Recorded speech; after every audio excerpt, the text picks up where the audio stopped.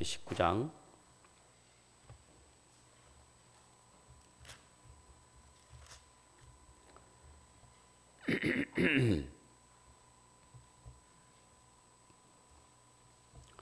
출애굽기 19장 7절로부터 15절까지 말씀 교독합니다. 출애굽기 19장 7절로부터 15절까지 말씀.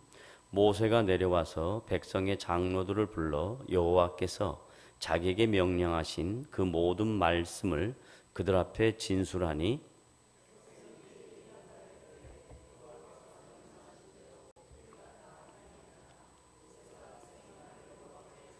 여호와께서 모세에게 이르시되 내가 빽빽한 구름 가운데서 내게 임함은 내가 너와 말하는 것을 백성들이 듣게 하며 또한 너를 영영히 믿게 하려 함이니라. 모세가 백성의 말을 여호와께 아뢰었으므로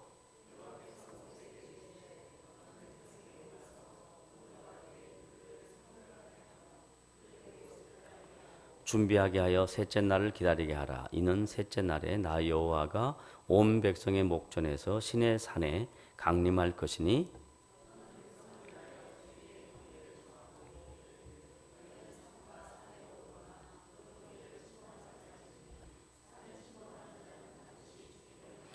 그런 자에게는 손을 대지 말고 돌로 쳐 죽이거나 화살로 쏘아 죽어야 하리니 짐승이나 사람을 막론하고 살아남지 못하리라 하고 나팔을 길게 불거든 산 앞에 이를 것이니라 하라.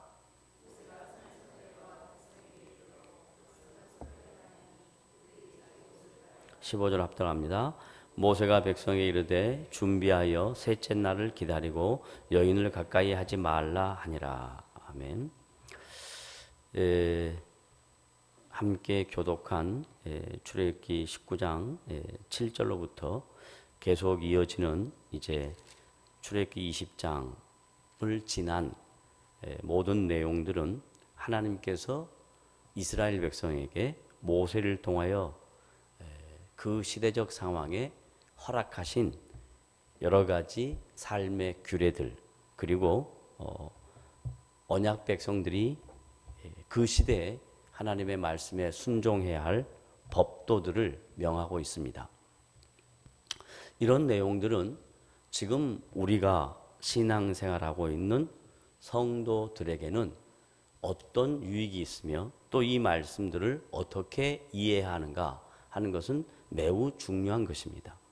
왜냐하면 우리가 성경을 읽을 때 성경의 본문의 내용들을 문자적으로 이해할 때 생기는 오해들이 있습니다. 성경은 분명히 하나님의 말씀이지만 그 하나님의 말씀이 예수 그리스도가 오시기 전 이스라엘 백성에게 허락하신 그 시대적 관점에서의 말씀의 의미와 예수 그리스도가 오시고 난 이후 신약 성도들이 구약의 이스라엘 백성에게 하셨던 그 말씀을 있는 그대로 받아들여서는 안 됩니다. 왜냐하면 예수 그리스도가 구약의 모든 말씀의 완성입니다. 예수 그리스도를 통해서 우리는 구약에 있는 말씀들을 다시 한번 정확하게 해석하고 그리고 구약시대에 우리에게 주신 그 말씀의 의미들이 무엇인가를 생각을 해야 하기 때문에 오늘 읽은 본문 말씀 출애굽기 19장 7절부터 15절까지 말씀을 문자적으로 이해해서는 안 된다 하는 것을 먼저 말씀을 드리고, 그러면 이 말씀의 의미는 무엇인가? 하나님께서 이제 곧 이스라엘 백성에게 애굽에서 건져내서 하나님이 지시하는 땅 가나안 땅에 들어가는 여정 중에 하나님의 통치를 받아야 한 그들에게 하나님이 어떤 분이신가, 그리고 하나님께서 이스라엘 백성에게 언약 백성들에게 요구하시는 삶의 내용과 근거는 무엇인가 하는 것들을 이제 구체적으로 생각하게 될 것입니다. 오늘 말씀은 하나님께서 모세를 통해서 이스라엘 백성 앞에 중재자로 서라고 얘기합니다.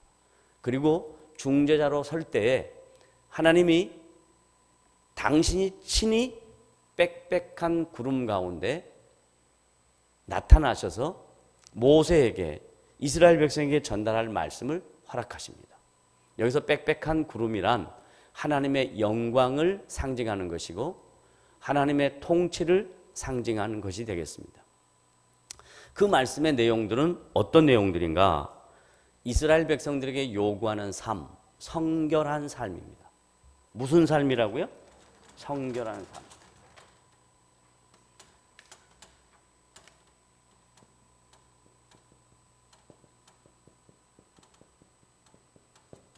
그런데 오늘 본문 말씀을 보면 이 성결한 삶을 어떻게 가르쳤냐면 옷을 빨고 여인을 가깝게 하지 말라 그랬습니다.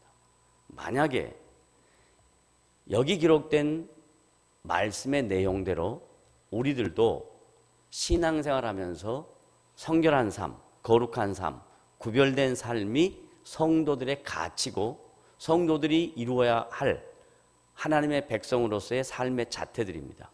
그러면 저도 여러분도 똑같이 옷을 빨고 여인을 가깝게 하지 아니하는, 이성을 가깝게 하지 아니하는 것이 과연 성결한 삶일까요? 그건 지금 모세에게 하나님께서 애굽에서부터 건져내어서 하나님이 지시하는 땅 가나안 땅에 들어가기까지 언약 백성들에게 요구하는 삶의 내용이었습니다. 옷을 빨게 한다는 의미, 이건 상징적으로 우리가 얘기할 때 애굽에 있었던 애굽의 삶, 세속적인 가치관, 이런 것들을 버리고 하나님의 통치를 받아야 한다 하는 내용으로 상징적으로 이해하면 되겠습니다.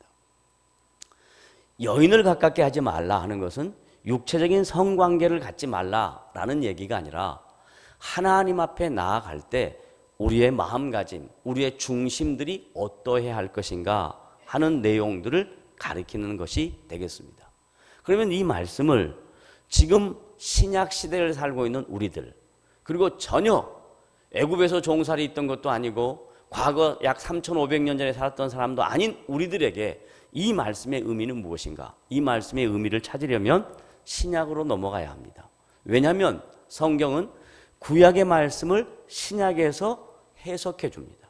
그리고 구약에 기록된 말씀을 신약에서 성취합니다. 그리고 성취된 그 말씀을 우리가 신약적 관점에서 예수 그리스도를 중심으로 다시 재해석하고 이해해야 합니다. 모든 구약의 말씀들이 신약의 어디 말씀에 걸리냐면 갈라디아 4장에 걸립니다. 갈라디아 4장으로 갑니다.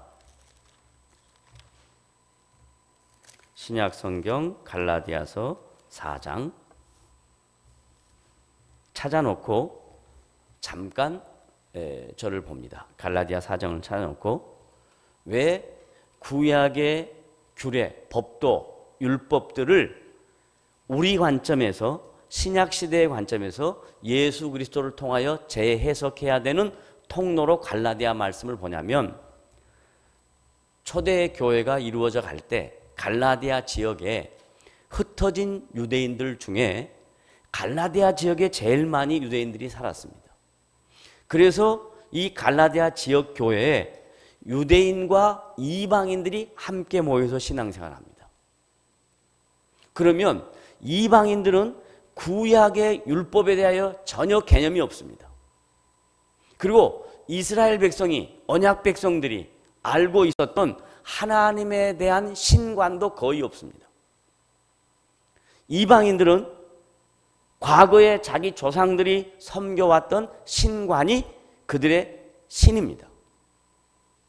그런데 성령께서 그 이방인들 중에 복음을 증거케 하시고 복음을 들었던 사람들이 성령으로 말미암아 예수 그리스도가 누군가를 알고 그리고 예수 그리스도의 십자가의 보혈의 은총으로 하나님의 자녀가 되어서 교회 안에 출석합니다. 그래서 교회 구성원 안에 죄송하지만 여기는 유대인, 여기는 이방인들이 있단 말이에요. 그러면 이 서로 교회 공동체 안에 있는 지체들이 갈등합니다. 신앙적인 문제로. 왜? 신관, 그리고 그들이 살아왔던 삶의 양식들이 다르기 때문에 복음 안에서 분명히 하나라고 아무리 설명을 해도 자기들이 살아왔던 삶의 방식에서 금방 벗어나지 못한단 말이에요. 유대인들은 항상 율법이 그들의 머리를 지배합니다. 이방인들은 세속적 가치가 그들의 삶을 지배합니다. 그래서 계속해서 이 두 유대인 그리스도인과 이방인 그리스도인들이 갈등을 겪습니다. 이 모습을 보고 사도 바울이 갈라디아 지역교회에 보낸 서신이 갈라디아서입니다. 그래서 갈라디아서에는 율법과 복음의 대조, 율법의 역할, 율법의 범위, 율법의 의미, 그리고 복음의 율법과의 차이. 그래서 복음 안에서 하나님의 자녀가 된 유대인과 이방인이 모두 다 하나다라는 것을 강조하는 내용이 갈라디아 말씀입니다. 그 중에 이제 4장에서 이런 말을 합니다. 다 같이 한번 읽어보십시다. 시작. 내가 또 말하노니. 그러니까 그 전에 사도 바울이 말한 내용이 있어요, 없어요? 있어요. 그게 뭐냐? 아브라함의 자녀. 너희 바로 위에 보면 3장 29절에 너희가 그리스도의 것이면 곧 아브라함의 자손이요 약속들의 유업을 이을 자니라 하고 이제 이어서 내가 또 말하노니 유업을 이을 자가 모든 것의 주인이나 어렸을 동안에는 종과 다름이 없어서 예수 그리스도가 오시기 전까지는 종이다 라는 표현을 쓰고 있습니다. 그 다음 2절 다 같이 시작. 그 아버지가 정한 때까지, 다른 말로 말하면 예수 그리스도가 오시기 전까지. 그 다음 뭐예요? 후견인과 청지기 아래에 있었나니. 율법의 기능입니다. 율법은 후견인 역할을 하고 청지기의 역할을 합니다. 그런데 3절 다 같이 시작. 이와 같이 우리도 어렸을 때 예수 그리스도가 오시기 전에, 복음을 정확하게 알기 전에, 그 다음 시작. 이 세상의 초등학문 아래에 있어서 종노릇하였더니. 초등학문 다른 말로 뭐라고요? 율법. 그리고 율법 아래에 있어서 전부 다 뭐 했다? 종노릇했다라고 이야기합니다. 종노릇했다. 그래서 지금 갈라디아에 있는 유대인 그리스도인들에게 너희들이 복음 안에 들어오면, 과거에 율법 아래 있을 때 초등학문 아래 있었고 그 율법 아래 있을 때는 종의 모습인데, 이제 4절 다 같이 시작. 때가 참에 하나님이 그 아들을 보내사 여자에게서 나시고. 여기까지 한번 먼저 잘라서. 누가? 아니, 누가? 하나님이 그 앞에 걸리는 수식어는 뭐냐면 때가 참에. 어떤 때? 아니, 하나님의 구원의 때. 잘 보세요. 기독교는, 복음은 하나님의 때, 하나님의 방법으로 하나님께서 친히 이루어 가시는 것입니다. 그 때는 하나님이 정하신 때입니다. 구약에 계속해서 아브라함부터 이야기했던 그 얘기가 2000년이라는 시간이 지나서 400년 동안 하나님이 계시하지 아니하시고 말씀하지 아니하시고 묵묵히 기다리시다가 하나님의 때가 참에 하나님께서 그 아들을 여자에게서 나게 했습니다. 그래서 인간의 몸을 입고 오셨다. 예수 그리스도의 인성을 가리키는 겁니다. 나게 하시고, 그 다음 시작. 율법 아래 나게 하신 것은, 이 말의 의미가 뭐냐면 구약의 율법이 예수님이 오시면 완전히 의미 없는 것이 아니고 구약의 율법을 완성하러 오신 분이 예수님이다. 다른 말로 말하면 구약의 율법은 불완전하다. 또 다른 말로 말하면 구약의 율법이 예수님에게서 재해석되어야 된다, 이 말입니다. 그러니까 아까 말했던 출애굽기 19장 7절부터 15절 말씀 가운데 옷을 빨고 여인을 멀리하고 하는 그 율법의 내용은 누구에게서 재해석돼야 된다고요? 예수 그리스도에게서 재해석돼야 된다, 이 말이에요. 그럼 예수님에서 재해석되는 것은 어떤 것이냐? 자, 5절 다 같이 읽어봅니다. 시작. 율법 아래 있는 자들을 뭐? 속량하시고. 그 당시 갈라디아 지역에 신앙생활하고 있었던 유대인 그리스도인들이 아직도 예수를 믿고 교회는 나오는데 아직도 율법 아래 있다 이 말이에요. 그래서 종살이 하는 것처럼 살아간다 이 말이에요. 쉽게 말하면 신자가 신자다워지는데 그 변화하는 과정이, 성숙되어져 가는 과정이 시간이 많이 걸리더라 이 말이에요. 어느 날 갑자기 예수 믿고 그 다음날 새로운 사람이 되는 게 아니라 유대인들이 2000년 동안 가지고 있었던 율법에 대한 가치관이 예수를 믿고 신앙생활하고 교회에 나오는데 그 율법의 가치관을 빨리 못 버리더라 이 말이야. 그래서 다시 한번 정리해 주는 게 사도 바울이, 야, 너희들의 죄의 문제는 그리스도에 의해서 용서되었다. 다시 따라합니다. 우리의 죄의 문제는 누구에 의해서 용서되었다? 그리스도에 의해서 용서되었다. 너희들이 죄 용서함을 받았다, 속량되었다 라고 이야기하고, 그 다음 시작, 우리로 아들의 명분을 얻게 하려 함이라. 그럼 아들과 대조되는 단어는 뭐였어요? 종은 어디 아래 있을 때? 율법 아래 있을 때. 그러면 복음 아래 있을 때는 뭐가 된다고요? 아들. 잘 생각해 봅시다. 종과 아들의 차이입니다. 종은 그 당시 주인이 종의 생사 여탈권을 갖고 있습니다. 마음대로 할 수 있습니다. 비인격적인 처사, 그리고 비인격적인 관계가 이루어질 수밖에 없는 게 그 시대의 주인과 종의 관계입니다. 그런데 예수님이 둘로스라고 하는 종하고 휘오스라고 하는 아들하고 이 신분의 차이를 완벽하게 가르는 거예요. 아들은 그 아버지가 갖고 있는 모든 권한을 아들이 이어받는 거예요. 그 다음에 이제 그런 표현이 나옵니다만은, 그리고 아들은 아버지와 관계가 인격적인 관계에서 아버지를 아버지라 부르고 내 삶의 주인이라고 부른다 이 말이에요. 종은 절대 그럴 수 없어요. 종은 종입니다. 주인이 될 수 없어요.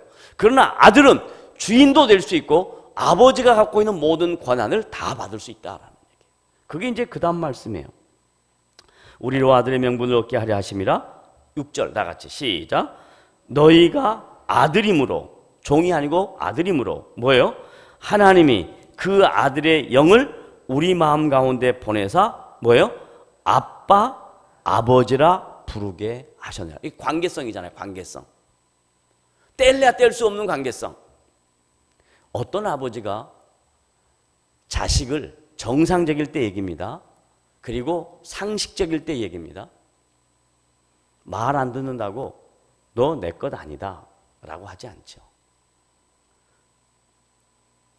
어떤 부모가 자식을 내 것이 아니다, 환경과 상황과 조건과 여건에 따라서 그렇게 할 수 있는 부모가 어디 있습니까? 아버지는 끝까지 아버지고 끝까지 자식을 지키는 분이 부모입니다. 그래서 요즘 그런 얘기들이 많더라고요. 이제 권사님들 얘기를 들어보면 잘 키워서 시집이나 장가를 보내면 자기 할 일이 다 끝났다고 생각했는데 장가 보내서 좀 지나면 손녀를 혹은 손자를 놓게 되면 다시 또 그 일이 돌아가서 시작된다고 이야기하더라고요. 그게 힘든다는 거 압니다. 어려운 일이라는 거 압니다. 그런데도 불구하고 가족 구성원이라는 것 때문에, 내 핏줄이라는 것 때문에 힘이 들어도 할머니, 할아버지들이 잘 섬기더라고요. 잘 보호하더라고요. 잘 양육하더라고요. 저는 아직, 할아버지는 아직 안 됐지만 그렇게 빨리 되고 싶어요. 그거 하고 싶어요. 그거 하면 얼마나 좋을까? 그런 생각이 들어요. 그래서 우리 경준이한테 군대도 2년 안 가게 됐으니 장가도 2년 빨리 갔으면 좋겠다, 이렇게 말을 해도 그게 안 먹힙니다. 어쨌든 제가 무슨 얘기하기 위해서 이런 말씀을 드리냐면, 이 관계성, 가족 구성원의 관계성, 아무리 자식이 부모에게 잘못한다 할지라도 한 번 이루어진 이 관계성은 끊을 수가 없습니다. 지금 사도 바울이 갈라디아 지역에 있는 유대인 그리스도인들에게 너희들이 율법 아래서 계속 종으로 살다가 지금 하나님의 아들이 때가 차며 오셔서 여자에게서 나셨고, 그리고 너희들의 종으로 살고 있는 그 신분을 벗어주기 위하여 그가 십자가에 죽으시고 너희의 죄를 속량해 주었다. 이 얘기를 지금 하고 있는 거예요. 왜? 모르니까, 헷갈리니까, 자꾸 흔들리니까. 왜 그런지 성도들은 분명한 진리의 말씀 앞에 상황이 조금만 달라지면 왜 그렇게 연약해지는지 모르겠어요. 왜 그렇게 흔들리는지 모르겠어요. 제발 하나님의 말씀이 이렇다 그러면 그 말씀을 순전하게 받아들이고 그 말씀을 신뢰하고 아무리 힘들고 어려워도 한 걸음 한 걸음 한 걸음 주님 보이시지 않아도 성령님이 나와 함께 하시고 내 안에서 역사하시는 분이라는 것을 믿고 나아가다 보면 분명히 하나님께서 여러분의 인생 속에 함께 하시는 것을 보게 될 줄을 믿으시기를 바랍니다. 제가 오늘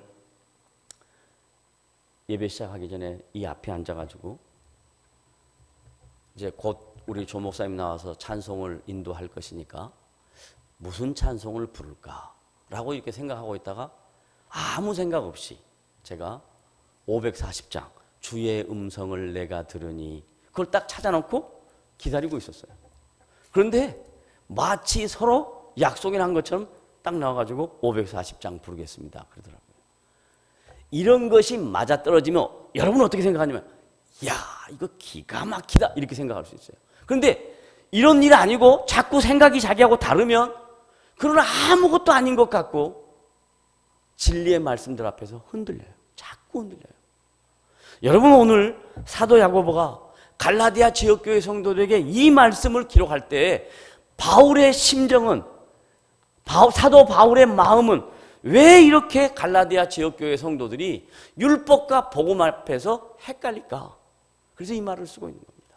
그 다음 이어서 갈라디아 4장 7절 다 같이 읽어봅니다. 시작. 그러므로 내가 이후로는 언제까지요? 어떤 후? 때가 참에 하나님께서 그 아들을 여자에게서 보내게 하시고 우리의 죄를 속량하시고 우리와 하나님과의 관계가 아바 아버지의 관계로 맺어진 양자의 관계, 친자의 관계, 그 관계가 되어진 이후로는 무엇이 아니요? 종이 아니요. 뭐라고요? 아들이다. 그럼 여러분에게 묻습니다. 여러분은 종입니까? 아들입니까? 네, 아들입니다. 여기서 아들이라는 것은 목사님 저는 여성인데 어떻게 아들이에요? 아니야. 그게 아니라 성별을 이야기하는 게 아니라 그분의 통치를 받는 자, 그분과 인격적인 관계를 맺은 자를 가리켜서 아들이라고 묘사합니다. 그러므로 여러분은 주님의 통치를 받습니다. 그러므로 여러분은 주님과 인격적인 관계를 맺었습니다. 따라하겠습니다. 나는 큰 소리 하세요. 나는 주님의 통치를 받는다.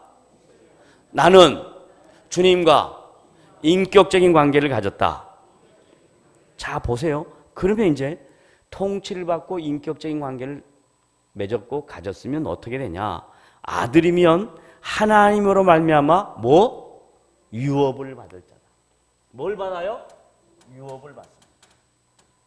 그분이 갖고 계신 모든 권한을 우리에게 위임해 줄 수 있는 그런 놀라운 은혜와 그 놀라운 영광을 누리고 있는 자, 우리가 주님의 유업을 이을 자예요.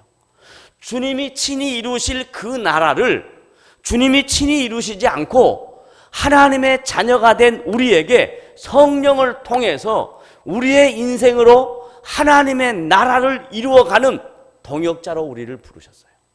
그러니까 여러분의 인생은, 여러분의 신앙생활은 그저 교회에 왔다가 교회에서 신앙생활하고 그렇게 가는 것이 아니라 여러분은 하나님의 나라를 유업으로 이루어갈 거룩한 백성으로 하나님이 빼서 불러내셨다는 겁니다. 그래서 저와 여러분은 하나님의 나라를 이루어가야 될 유업 받은 자들이에요. 그럼 이 하나님의 나라의 유업은 뭐냐? 이걸 동일한 사도 바울이 바로 뒤에 있는 에베소 지역교회 성도들에게 편지를 쓰면서 에베소서 1장에 이렇게 이야기를 했어요. 에베소서 1장 봅니다. 에베소 1장 전체가 그런 내용인데 에베소 1장 17절부터 19절까지 이 말씀과 연결시켜서 두 절만 봅니다. 다 같이 한번 읽어보십시다. 시작. 우리 주 예수 그리스도의 하나님 영광의 아버지께서 지혜와 계시의 영을 너희에게 주사. 그러면 저와 여러분이 받은 것은 뭐예요?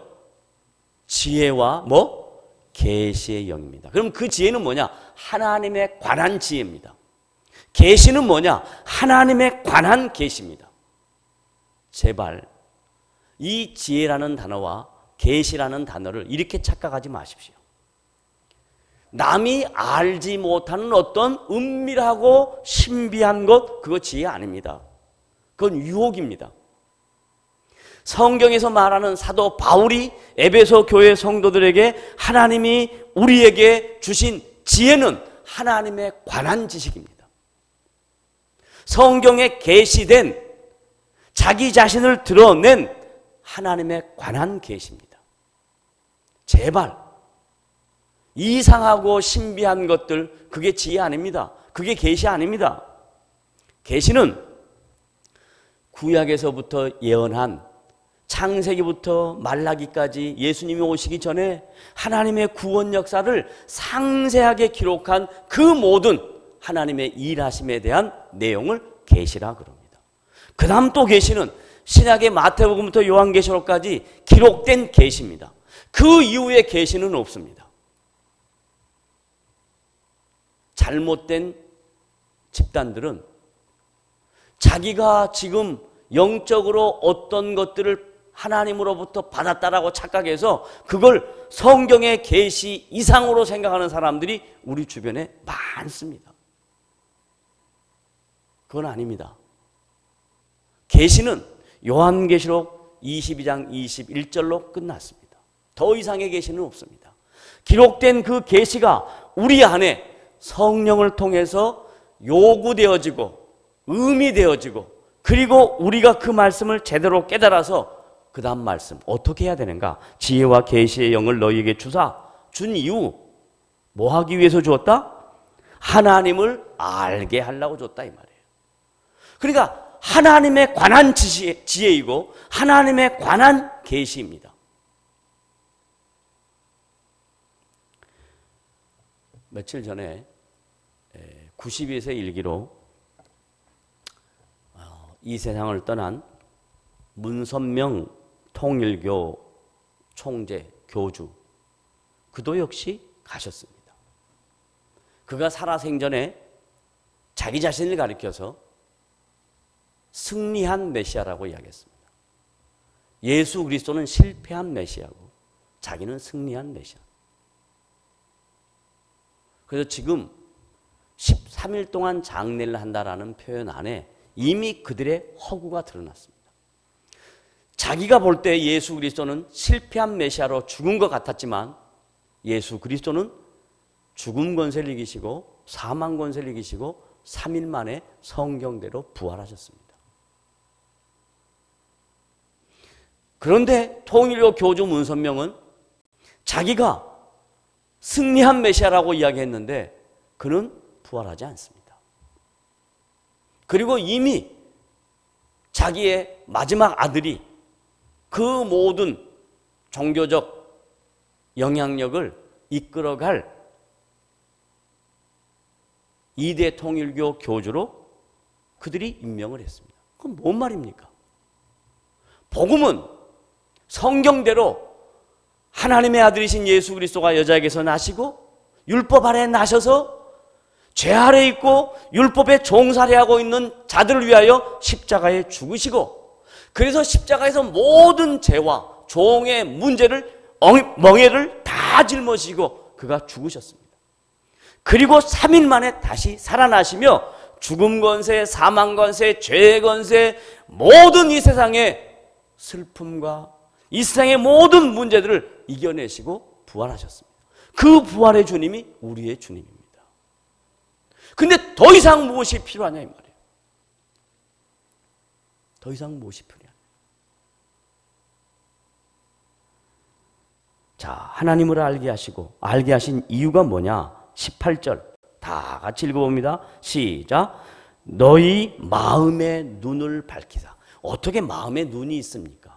이 말은 뭔 말이냐면 우리의 마음이 주님을 향하고 주님이 요구하시는 것, 주님이 나에게 요구하시는 것, 내 인생 속에 요구하시는 것, 그걸 깨달아 알아라 이 말입니다.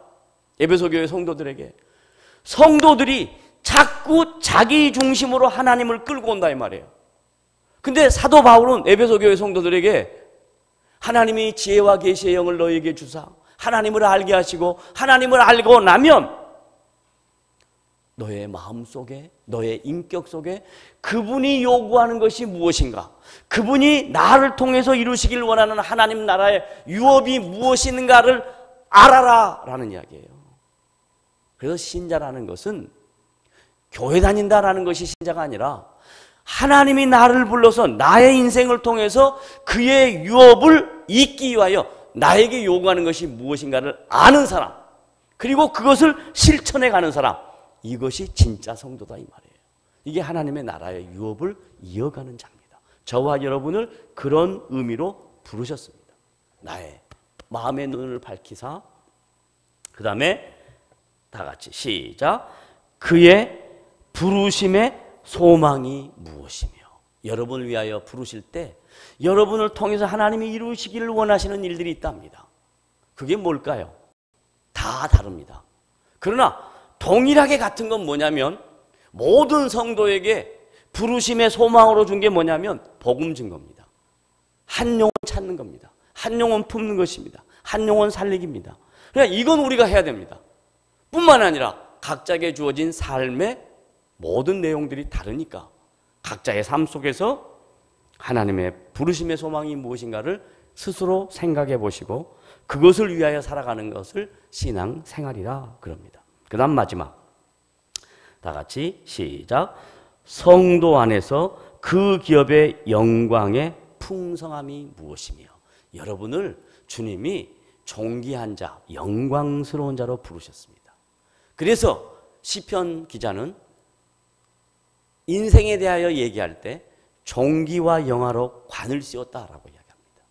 우리가 예수를 만날 때 우리의 모습 속에서, 우리의 행위 속에서, 우리의 어떤 삶에 잘하는 것 때문에 영광과 존귀로 관을 씌운 것이 아니라 예수 그리스도 그분이 우리의 허물을 다 덮으시고 우리에게 존귀와 영화로 관을 씌우셨다 이 말이에요. 그래서 그것을 아는 사람, 그 영광을 위하여 오늘 하루도 한 걸음 한 걸음 살아가는 것입니다. 그래서 여러분의 인생을 통해서 주님의 나라가 풍성하게 이루어져 가는 것이라고 사도 바울은 에베소 교회 성도들에게 얘기하고 오늘 우리에게 얘기합니다. 자, 그럼 보십시오.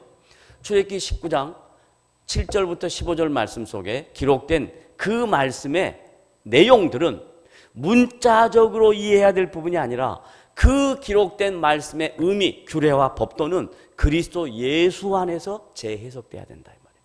그럼 예수님이 하나님께서 이 세상에 그를 보내실 때 하나님의 때, 하나님의 방법으로 하나님의 구원 계획을 이루기 위하여 보내셨습니다. 그래서 그가 오셔서 우리를 종의 신분에서 아들로 부르셨습니다. 그리고 우리 아들에게 명분을 주셨습니다. 유업을 이을 명분. 그리고 우리는 신앙생활이라는 과정을 통해서 그 유업을 이어가야 할 자들입니다. 그러므로 저와 여러분은 여러분 각자에게 주어진 인생, 저에게 주어진 인생을 통해서 하나님의 나라의 유업을 이을 자로 우리를 부르셨으니 그 일을 하면서 내가 영광과 존귀한 자라는 것 잊지 말고, 아무리 내가 실패하고 아무리 내가 낙심하고 좌절하고 허물이 있어도 주님은 우리를 영광스럽게 인정하고 존귀하게 인정하니 그것을 근거로 해 내 남은 여생 주의 나라와 주의 영광을 위하여 유업을 이어가는 복된 성도들이 된다면 출애굽기 19장 7절부터 15절 말씀이 의미 없는 말씀이 아니라 우리 각자에게 주어지는 도전의 말씀이라는 것을 잊지 마시고 여러분 마음속으로 하나님을 잘 섬기는 복된 성도들이 되시기를 주님의 이름으로 부탁을 드립니다. 기도하겠습니다. 하나님 아버지 감사합니다. 오늘도 말씀을 통해서 저희들에게 성도로 부르신 부르심의 이유와 근거들을 나누게 하셨습니다. 하나님 나라의 유업을 일자로 주를 기쁘시게 해드리는 복된 인생들이 되도록 도와주시옵소서. 그리하여 우리의 삶을 통하여 주의 나라가 확장되기를 원합니다. 주의 영광이 드러나기를 소원합니다. 예수님의 이름으로 감사하며 기도드리옵나이다. 아멘.